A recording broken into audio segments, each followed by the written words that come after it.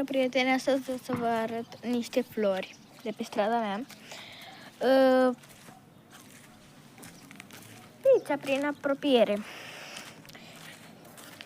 Deci, în primul rând, avem acești trandafiri. Am pus eu de asta. Am pus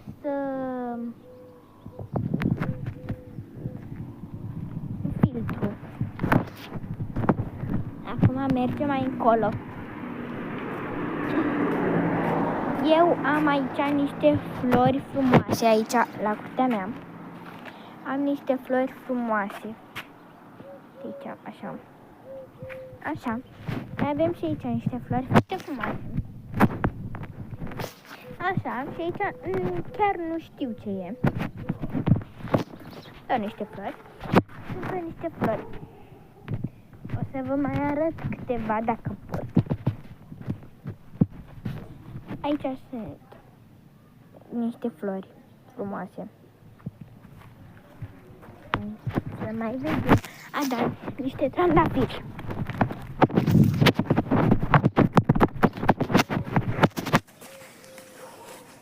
Încă niște flori.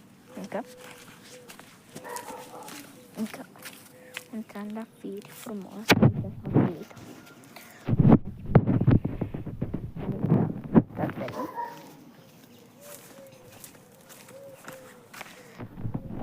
Mai avem și niște corcoduși, cred că sunt astea. Hai să luăm una să gustăm.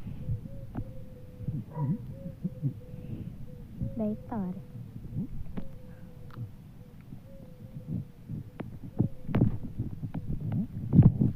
Nu prea sunt bune. Mergem mai departe la explorat. Da. Uitați, și niște trandafiri acolo în zare. Așa. Și niște flori. Uitați cum este cerul, e foarte frumos. Uitați. Foarte frumos, uitați. Mai sunt niște pomi pe aici.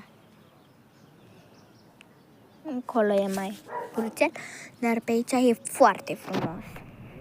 Așa, explorare. Tot asta avem aici.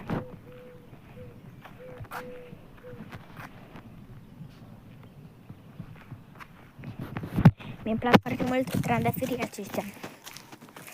Pa, pa, prieteni! Să vă abonați!